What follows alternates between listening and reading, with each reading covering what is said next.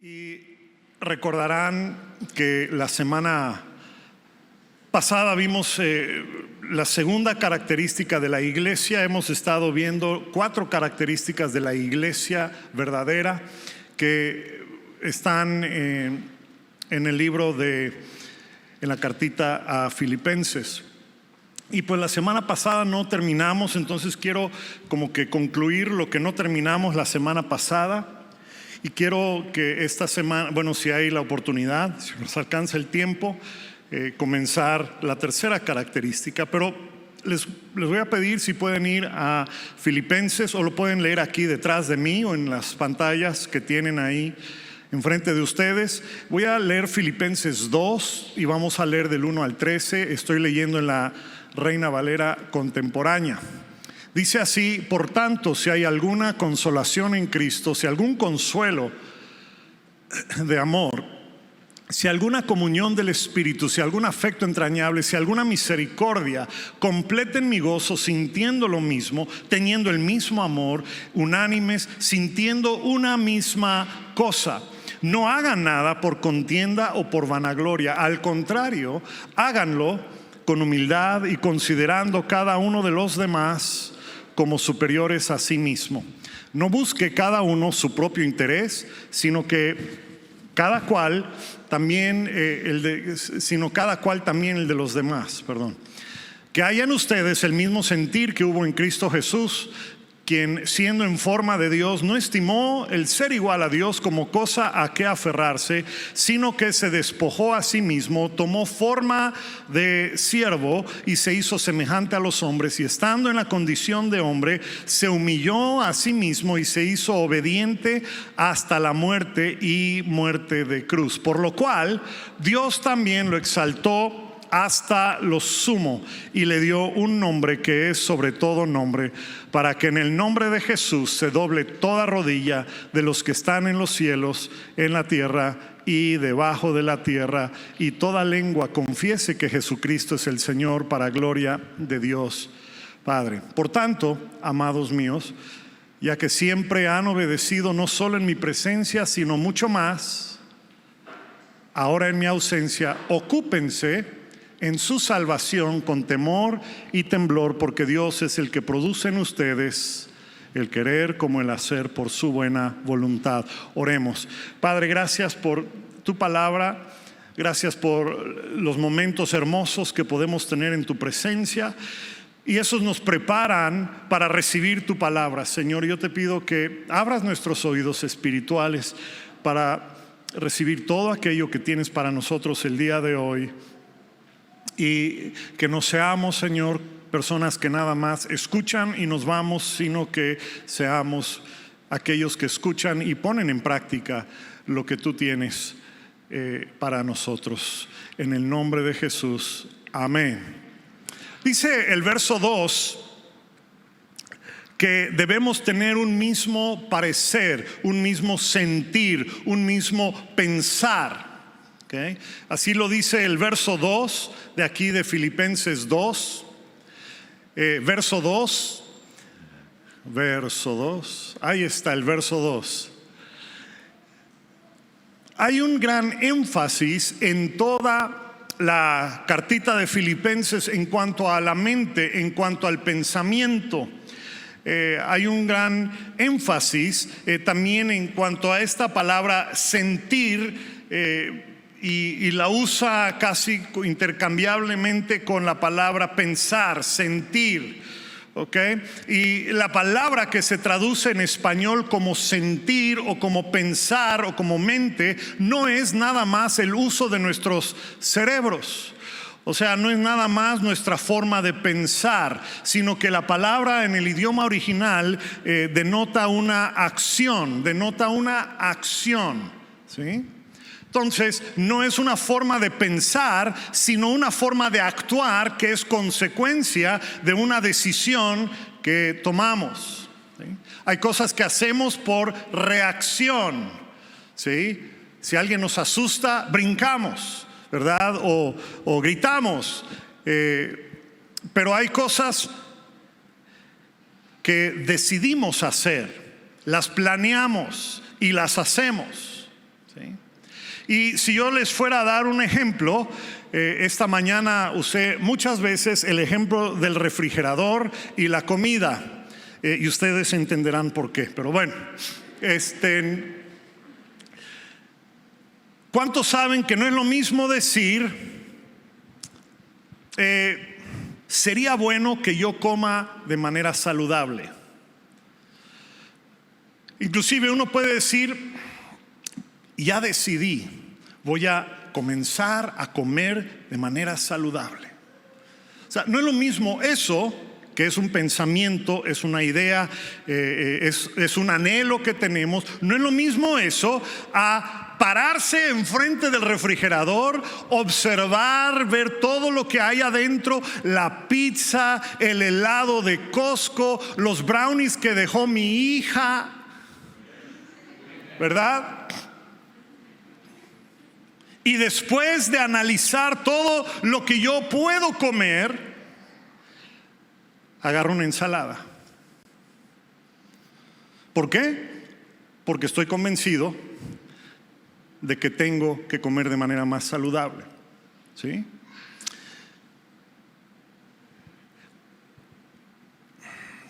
Yo puedo decir que necesito comer de manera más saludable. Yo puedo decidir que voy a comer de manera diferente. Yo puedo decirlo y decidirlo, y lo puedo hacer día con día con día, pero no es sino hasta el momento que yo haga algo al respecto, ¿verdad? Entonces es donde hay un cambio en mi vida.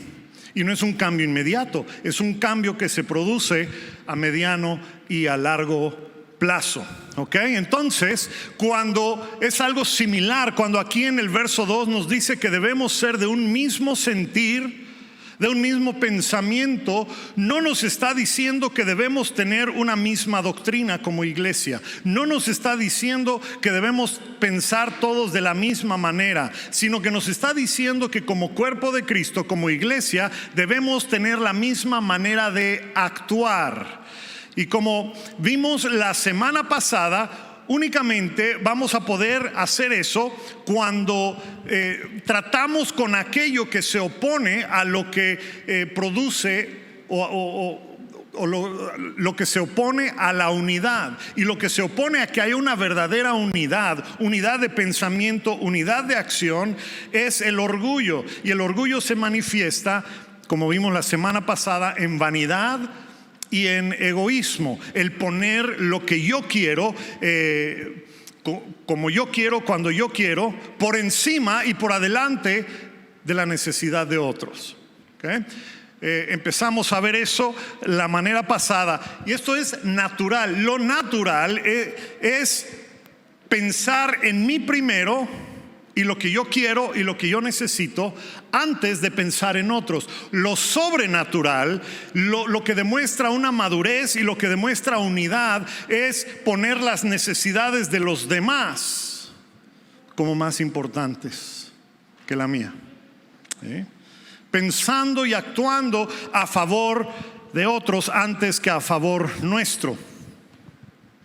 Por eso es que el Señor Jesús nos enseña que si tú vienes al lugar de reunión y entonces traes alguna ofrenda, algo para dar de ofrenda, de diezmo, de lo que sea, y te acuerdas que tienes un hermano, o sea, no un extraño, un hermano que es de la misma familia, te acuerdas que él tiene algo en contra tuya, no que tú tienes algo en contra de él, que él tiene algo en contra tuya, dice la palabra de Dios que debes dejar tu dinero ahí. Es más, ni lo deposites ni lo des. Anda primero a hacer ¿qué cosa? A tratar con aquello que ha causado una desunidad, una falta de unidad. Y es muy interesante, porque a Dios le interesa más que caminemos en unidad a que hagamos las cosas que Él nos mandó para hacer, de dar el diezmo, las ofrendas. O sea, le pone más peso y más valor a que nosotros caminemos en arrepentimiento, en perdón y en restauración con nuestros hermanos y nuestras hermanas. ¿Sí? Es importantísimo este tema. Y es más, dice el apóstol Pablo en el verso 5. En el verso 5 dice, es más, que nuestro sentir, o sea, nuestra manera de proceder, nuestra manera de tomar decisiones y de accionar, debe ser como la del Señor Jesús, que siendo en naturaleza Dios, no consideró eso algo a que aferrarse. En otra versión dice, no consideró que siendo en naturaleza Dios, no lo usó para su propio provecho. Así lo dice en otra versión, sino que tomó sobre sí las limitaciones de los humanos. Él decidió y él actuó tomando sobre sí mismo las limitaciones de los humanos que él no tenía cuando estaba en la presencia de su Padre. ¿Sí? Eso es lo que debemos hacer nosotros, así como hizo Jesús. Y usando otra vez el ejemplo del refrigerador y la comida, gloria a Dios, ¿verdad? Nos paramos delante del refrigerador y vemos todo lo que hay para escoger y decidimos dejar algunas cosas. Hoy, bueno, ya no voy a comer estos brownies que hizo mi hija, se los voy a regalar a otra persona. A Samuel le gustan los brownies, está bien. A Johnny le gusta. Okay. Escogemos dejar algunas cosas y tomamos otras. Tomamos el tomate, tomamos la lechuga, tomamos el aderezo para el bien de nuestro cuerpo. ¿No es así? Por eso lo hacemos. Y no se compara en nada con lo que Jesús hizo, pero es nada más para que tengamos una idea que cuando Jesús, antes de venir al mundo, no lo dice en ninguna parte de la Biblia, pero así lo veo en mi mente, él se paró delante, vio el mundo y dijo, ok, esto no me lo voy a llevar para allá, esto otro no me lo voy a llevar para allá, esto no me lo voy a llevar para allá. ¿Sí? Escogió dejar ciertas cosas de su divinidad. O sea, escogió dejar de ser omnisciente. Cuando él vino a la tierra, escogió no ser omnisciente. ¿Qué quiere decir omnisciente? Que todo lo sabía. Él no todo lo sabía. Habían personas que lo sorprendían, ya sea por su mucha fe o su poca fe.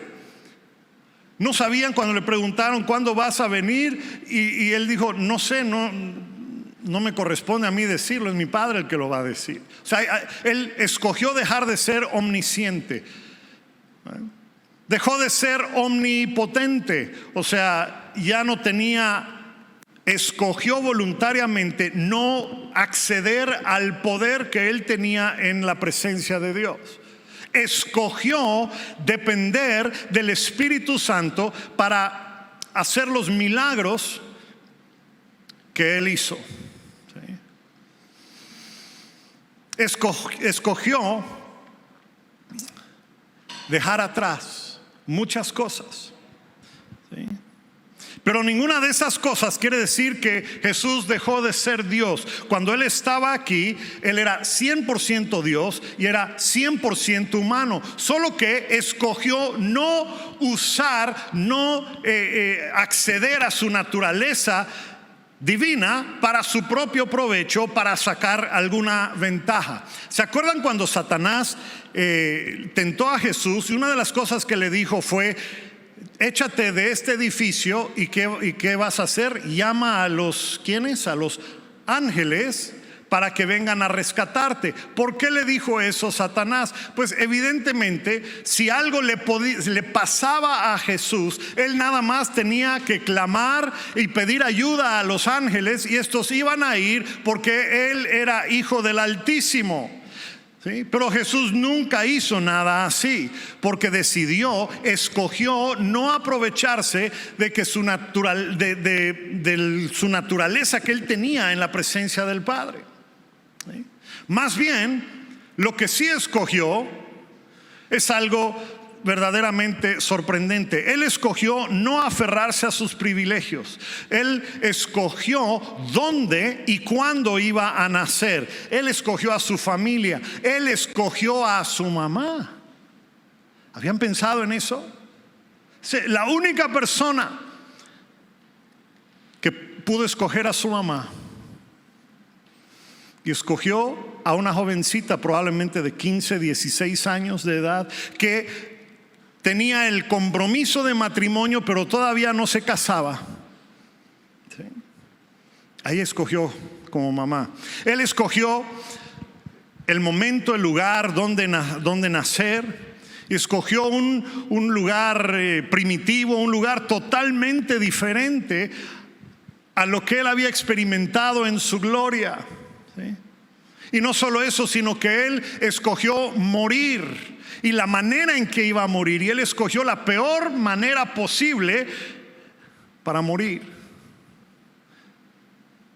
Y lo hizo todo por el bien de su cuerpo, que son ustedes.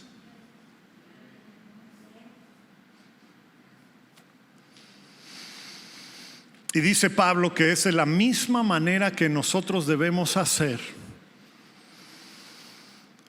de pensar, de actuar sin egoísmo, sin orgullo, pensando siempre en el bien del cuerpo. ¿Quién es el cuerpo? La iglesia. ¿Ok? Y esa, de acuerdo con el apóstol Pablo, ese es el secreto a la unidad. Ese es el secreto a la unidad. Y esta mente de Cristo, esta manera de tomar decisiones y de actuar, es la que todos nosotros debemos tener colectivamente en la iglesia. Considerar a otros, a los demás hermanos, considerar sus necesidades antes que las nuestras. ¿Ok? Bueno, esto fue como que el final de lo que no pude compartir la semana pasada, que siento que es muy importante. ¿Sí? Y con eso pues ya vimos dos características de la iglesia verdadera, y hoy vamos a ver la tercera característica a partir de este momento, y es que la verdadera iglesia es una iglesia que persevera. Es una iglesia que ¿qué? Persevera, es perseverante. Y de acuerdo con lo que leímos hoy, hay dos, es perseverante porque la iglesia hace dos cosas. Está en el verso 12. En primer lugar, sigue las instrucciones apostólicas, en este caso la palabra de Dios. Puedes poner el verso 12, por favor. Y en segundo lugar, porque se ocupa de su salvación. Dice aquí el verso 12: siempre han obedecido, no solo en mi presencia, sino mucho más ahora en mi ausencia. ¿Sí? Siempre han obedecido. Ahí está la perseverancia de seguir la instrucción del apóstol. Siempre han obedecido, cuando estoy con ustedes, cuando no estoy con ustedes. ¿Ok? Y en segundo lugar, dice: ocúpense de su salvación con temor y temblor. Otra versión dice: lleven a cabo su salvación con temor y temblor. Y esa es una frase muy inusual. Primero, por las palabras temor y temblor, porque hoy día no hay un temor de Dios en el mundo. No hay un temor. ¿Sí? A Dios lo consideran uno más de alguna deidad. Es como el Hare Krishna, como el Buda, como Mohammed, Mahoma, ¿ok? Es uno más. ¿Sí? No hay temor. Y el otro problema dentro de la iglesia, y la razón por la cual a veces no hay temor, es porque los cristianos muchas veces sentimos que ya tenemos nuestro boleto de entrada al cielo. ¿Sí? Ya la hicimos, ¿verdad? Hice una oración para recibir a Cristo en mi corazón hace 20 años, ¿verdad? Y pues ya tengo mi boleto de entrada al cielo. Tengo mi pasaporte sellado con la visa vigente, ¿verdad? Y mientras llega el tiempo de mi vuelo para allá, ¿sí? Para la eternidad. Yo me voy a quedar aquí un rato en el aeropuerto internacional llamado Planeta Tierra, y aquí me voy a divertir, ¿verdad? Voy a vivir como yo quiero hasta que ya sea la hora de mi vuelo y tengo mi boleto. Ahí está mi boleto. Y ya, llegué. Y así pensamos. Tal vez no tan exageradamente, pero ahí está. La parte de atrás de nuestra mente, ¿sí? Pero para Pablo, como vamos a ver en un momento, la salvación no es algo que una persona adquiere una vez y ahí se quedó y ya la hiciste. No es así. No por orar, Señor, me arrepiento de mis pecados y te necesito y te entrego mi vida y todo. No, con una oración uno adquiere salvación. Pastor, ¿qué está usted diciendo? Bueno, por eso tenía yo que tomarme el tiempo para predicar, ¿sí?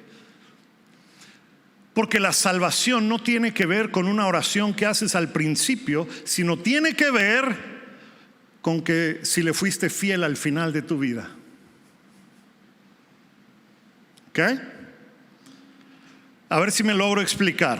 De acuerdo al pensamiento y al entendimiento paulino, o sea, del apóstol Pablo, la salvación tiene tres componentes. O sea, o dicho de otra manera, se produce en tres periodos: en pasado, en presente y en futuro. Veamos cómo dice Efesios 2, verso 8.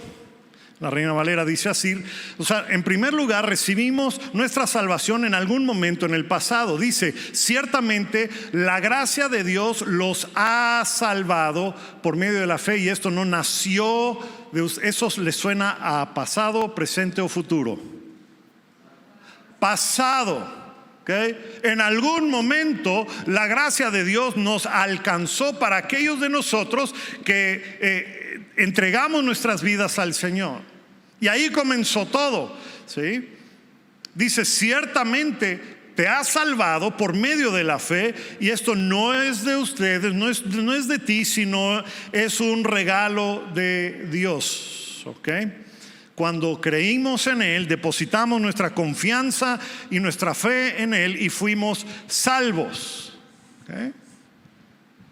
Y a partir de ese momento, el Espíritu Santo entra en nuestras vidas y empieza a hacer un trabajo de regeneración desde adentro hacia afuera. ¿Sí?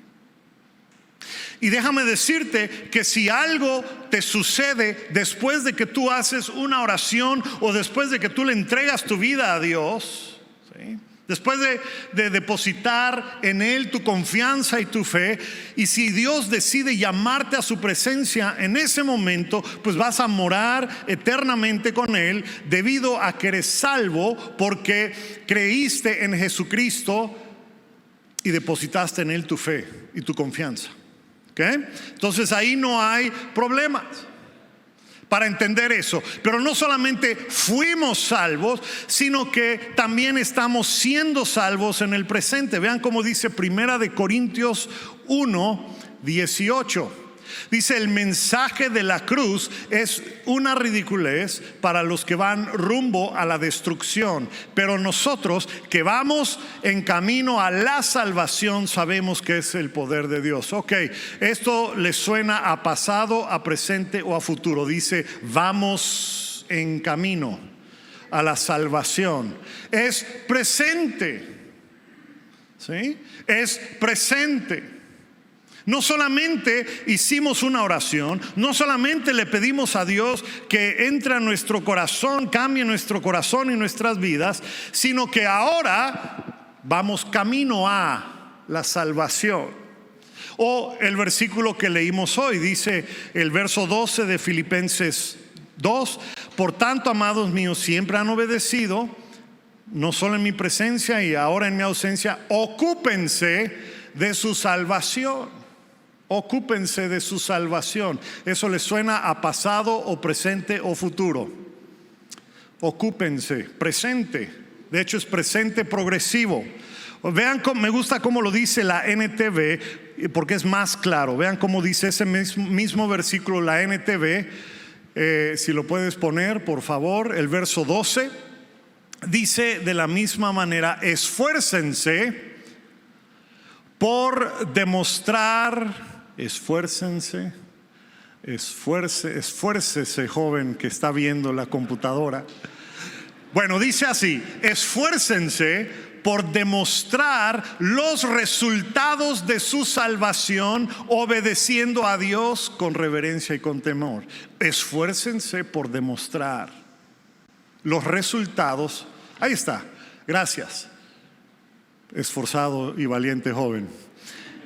Esfuércense por demostrar, es el presente, ¿sí?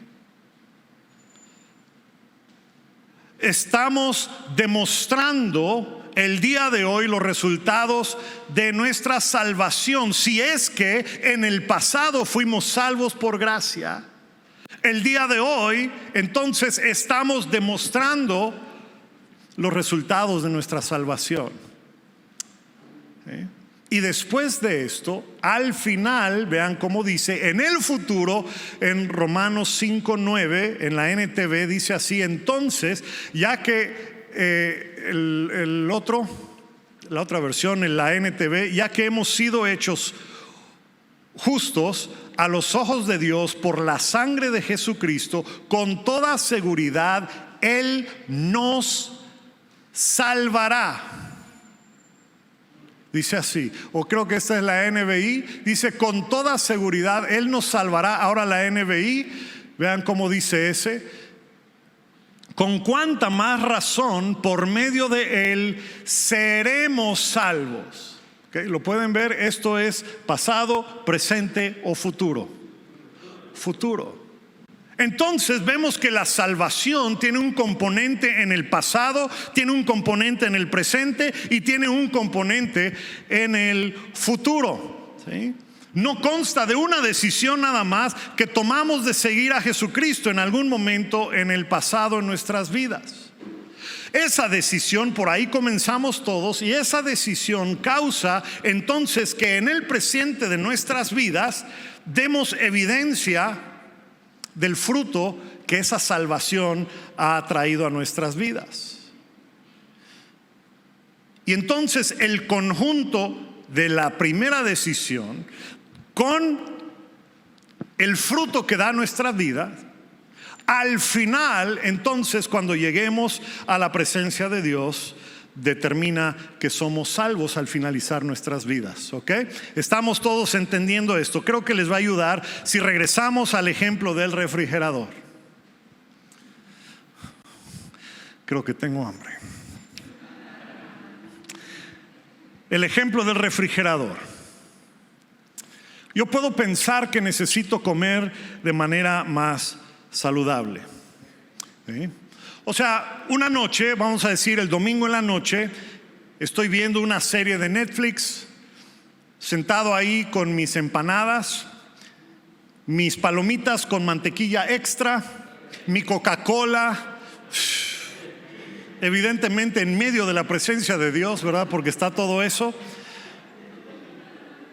Y de pronto se me enciende el foco y digo: no, yo debo comer mejor.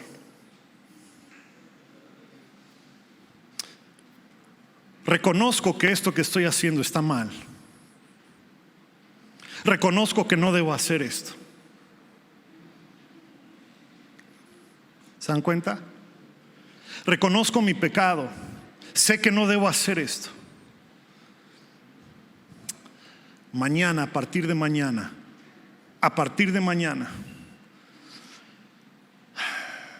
voy a comer de manera más saludable, ¿sí? Y el lunes abro el refri, veo todo lo que hay, veo las empanadas de anoche que por mi remordimiento dejé de comer, veo las azucaritas, escucho el panadero que está pasando en ese momento en la calle. ¡Ting, ting, ting, ting! ¡Wow! Un panecito, ¿verdad?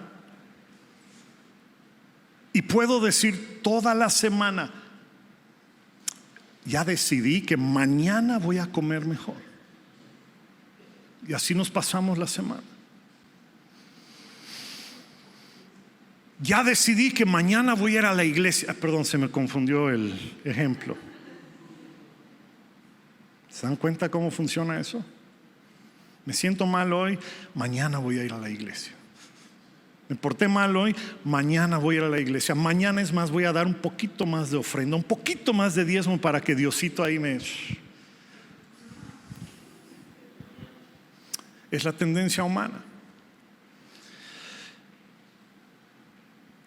Y entonces no es sino hasta que el momento que yo puedo decir todo lo que yo quiero y puedo decir ya decidí esto, ya decidí aquello, pero en el momento que yo abro el refrigerador y de todas las cosas que hay para comer escojo comida saludable, ese es el momento en que puedo decir, aquí cambió mi vida.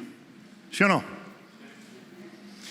Ese fue el lunes. ¿Qué tal si el martes agarro hot dogs, el miércoles agarro hamburguesa, el jueves agarro tacos al pastor, el viernes compro salbutes y panuchos? ¿Qué dirían ustedes? Dirían que mi decisión de comer de manera saludable no fue genuina. Es lo mismo con nuestra conversión a la vida y la vida cristiana.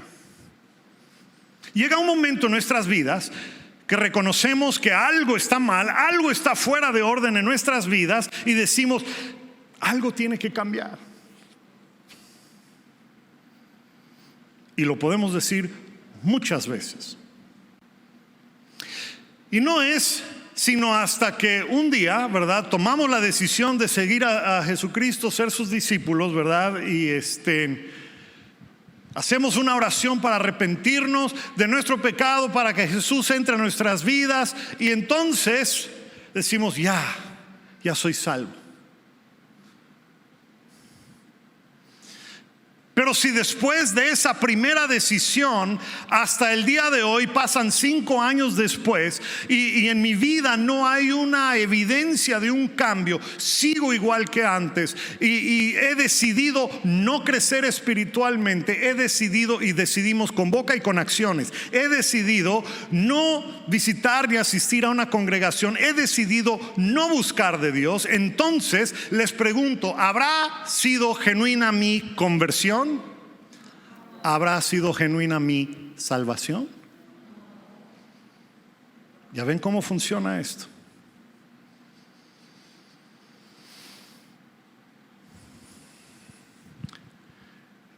Esa es la cosa, que no es una decisión, sino que son decisiones y acciones que tomamos a diario a lo largo de nuestras vidas, que determinan, que demuestran si realmente estamos convencidos de aquello que dijimos, de que somos ahora seguidores de Jesucristo. No podemos ser como la señora que dice, desde hace 10 años mi sobrino pues es drogadicto, está en una pandilla, pero como él hizo una oración cuando tenía 7 años de edad para recibir al Señor, pues yo sé que va a ir al cielo. No funcionan así las cosas. Y entonces cuando alguien me pregunta si la salvación se pierde, como hacen muchos, y déjenme decirles que normalmente cuando las personas me hacen la pregunta, pastor, ¿será que la salvación se pierde? Es porque hay algo les está remordiendo ahí la conciencia, pero ese es tema para otra ocasión que no vamos a entrar ahí hoy. Y les digo, esa es la pregunta equivocada, porque como acabo de mencionar, la salvación tiene que dar evidencia en tu vida. Tiene que dar evidencia en tu vida. Si no, entonces nada más es por remordimiento que tú dijiste, pues necesito de Dios, porque pues me está yendo mal y ya probé, ya fui con el santero no me ayudó, ya fui con el psicólogo, no me ayudó, ya fui y empezamos a nombrar toda la ayuda donde hemos ido, y decimos, pues ahorita vamos a probar con Diosito, yo sé que él sí. Eso no es una conversión genuina. ¿Sí? La salvación no es que la tienes y la pierdes y la recuperas y la vuelves a perder y después no funciona así la cosa. Más bien, al final de tu vida, porque déjame decirte que cada uno de nosotros tiene días asignados a nuestras vidas. Para algunos son 17 años de edad, para otros son 30, para otros son 55, para otros son 80 años de edad. Pero al final de tu vida, la pregunta es, ¿qué fruto das de tu vida?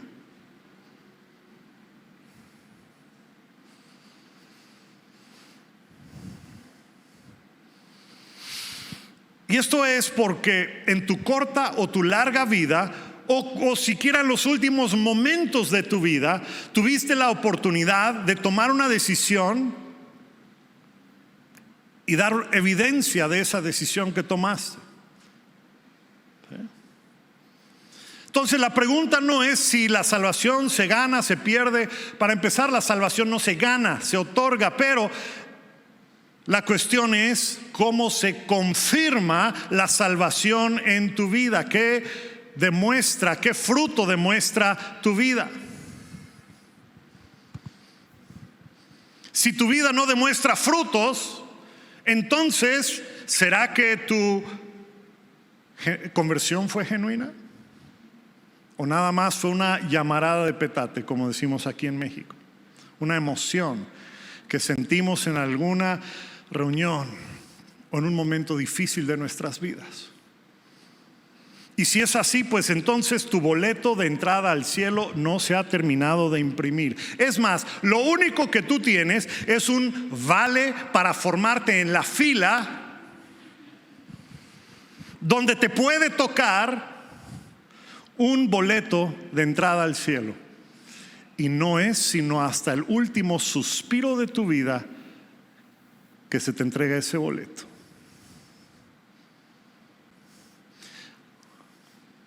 Esto no es salvación por obras, esto es salvación por una fe continua. ¿Se entiende la diferencia? ¿Ok? ¿Recuerdan la parábola donde Jesús enseñó que en un terreno el dueño plantó semillas de trigo y en la noche vino el enemigo y sembró ¿qué cosa? Cizaña. Y entonces empiezan a crecer los dos y vienen los segadores, aquellos que Dios les ha dado instrucción de cosechar, ¿verdad? Los segadores, y dicen, bueno, Señor, ¿qué hacemos? ¿Cortamos la cizaña? ¿Y qué respondió Jesús? Dijo, no lo hagan, porque puede que inadvertidamente corten el fruto, el trigo. Hay que esperar hasta ¿qué cosa? Hasta que maduren. Hasta que maduren. La madurez demuestra el fruto que tú traes. La madurez demuestra el fruto que tú traes. Algunos tardan un poquito más en madurar que otros. Yo sé que hay papás aquí que pues oran por sus hijos, y algunos hijos tardan un poquito más en madurar y en demostrar fruto. ¿Sí? Pero Dios es bueno. Porque vean cómo dice en el verso 13. Puedes poner el verso 13 de Filipenses 2. Reina, vale la versión que sea. Vean cómo dice: Dios es el que produce en ti tanto el querer como el hacer. ¿Okay?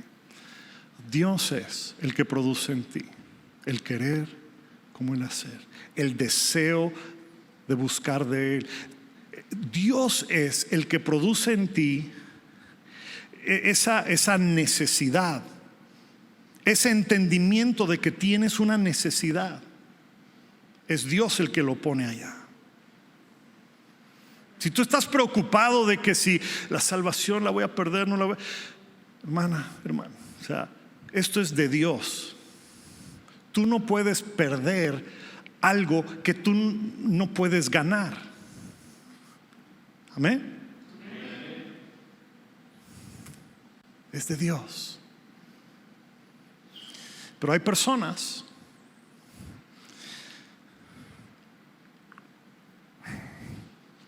que escuchan la palabra, que van a iglesias o los llevan, o hay personas que por alguna razón escuchan y su corazón se endurece y dicen: yo no necesito esto, esto no es para mí. Puras tonterías. Es Dios el que suaviza el corazón de uno. Y nunca sabemos cuándo va a suceder eso. ¿Se acuerdan? Ya me volví a desviar. No terminé en la mañana, no voy a terminar hoy. Pero bueno, no importa. ¿Se acuerdan cuando Pedro y Juan resucitaron a un paralítico que estaba a las puertas? Era un mendigo que estaba a las puertas. ¿De dónde? Del templo.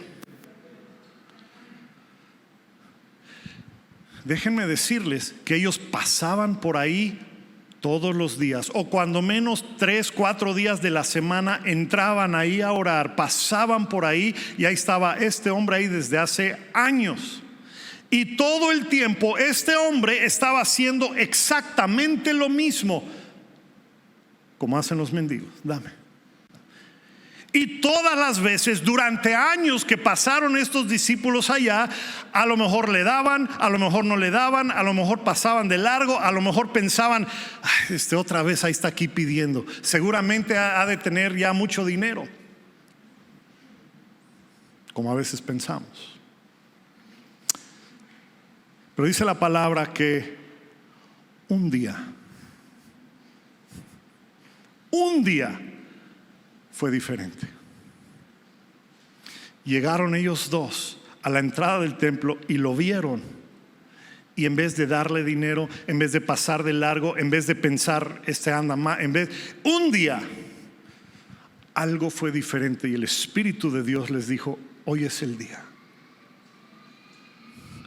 Y se detuvieron después de incontables veces de pasar por allá y lo vieron y le dijeron: no tenemos dinero el día de hoy, pero lo que sí tenemos te vamos a dar. En el nombre de Jesús, levántate y anda.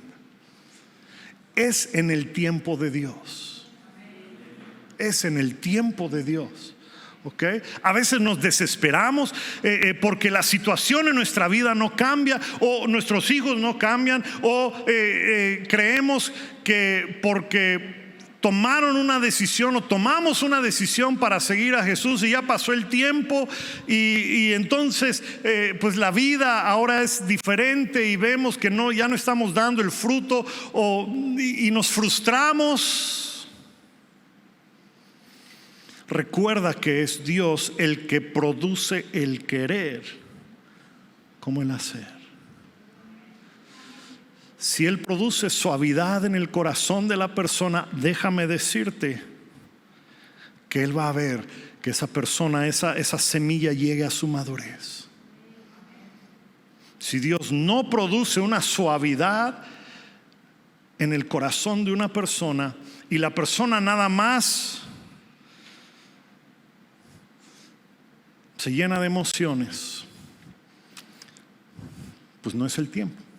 No es el tiempo del Señor. Y tenemos que seguir siendo perseverantes, tenemos que seguir orando, tenemos que seguir buscando.